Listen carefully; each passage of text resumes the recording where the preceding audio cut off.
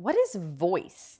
How do you find your voice? In the world of writing and writing education, there's a lot of talk about voice, and it can be a tricky thing to nail down. So today, I'm going to share with you my best tips for finding your voice.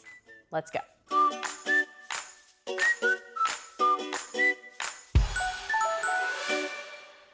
Sometimes a writer will join my program to write their book, and about 2 months in, because the program is 12 months, they'll say, oh no, I'm panicking because I'm learning so much about how to write better that I'm worried everything that I wrote before is terrible and I need to go back and redo all of it. And I say, nope, stop, wait, please don't do that. So much of the craft knowledge that I now share through lessons, I figured out after I had written 2 books.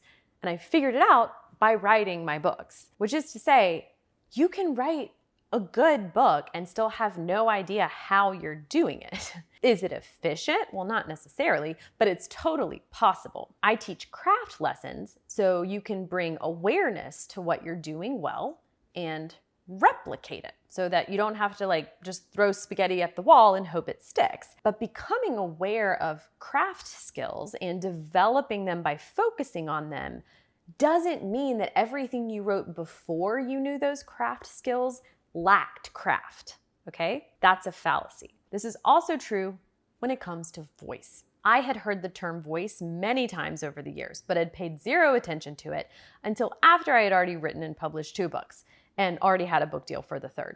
So you don't need to know what voice is to write a publishable book. That said, knowing what voice is can still be helpful. So what is voice? Here's a definition I found that I like. A writer's voice refers to the stylistic mix of vocabulary, tone, and point of view that make the words flow in a particular way.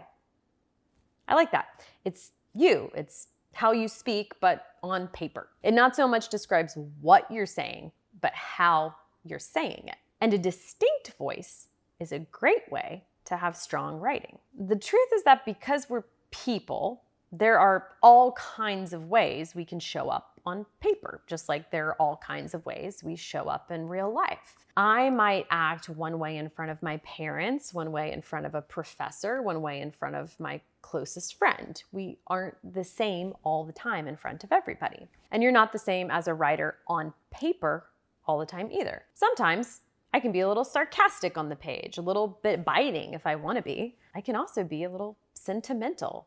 I can be clever, I can be sparse, writing in really short sentences sparingly, and I can be conversational, writing the way I talk to most of my friends and family. Which is the right, quote unquote, way to go? It depends on what you're writing. My first book, I wanted to be humorous. I wanted people to laugh while reading it. So the voice lent itself to that. I made myself laugh writing. That was what I was going for. My 2nd and 3rd books were more serious, definitely not laugh out loud stories. So the voice was more direct and sincere, not trying to be funny. Your voice for a given project should match the mood you're going for. How do you want the reader to feel while they're reading? Again, it's very much like life, which I think is a great and easy reference here. Let's say you walked into a funeral home and you wanted to make the people there laugh to just ease the tension. Your manner is going to be different than if you walked into that funeral home and you wanted to convey that you were respectfully somber.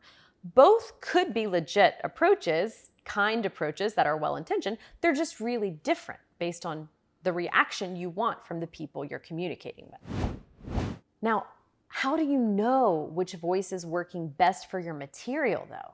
Or how do you even know when your voice on paper shifts at all? In life, it's easier to assess how we're coming across in different situations, I think, because we've been doing it for decades, most of us who are adults. On paper, it can be trickier because we're often newer to writing, even if we've been doing it for a while. We're at least new to working on a particular project when we first started. So here's what I want you to do.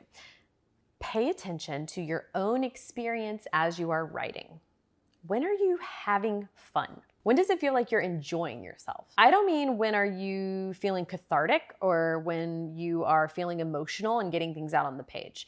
That's not as good of a barometer because sometimes that can mean you found your voice, but other times it can just mean you're releasing emotions that you need to release, which is still very good. It's a great use of writing and a very important thing for personal growth. I'm just saying that feeling something while writing doesn't necessarily indicate that you're in your voice. But enjoying yourself, I think, often is a sign that you're writing in your voice. I often feel something as I'm journaling because I'm releasing what I need to release. And I don't see that as a signal that that's my voice. But when you're having fun, it's a great sign that you've found your groove. Even for a heavier story that's not a fun or light story, you can still feel like you're having a good time writing it, if that makes sense. I'm working on a memoir right now about miscarriage, and that's about as heavy as it gets. But when I'm in my groove, I feel like I'm having a good time doing the actual writing. And that's what I'm talking about.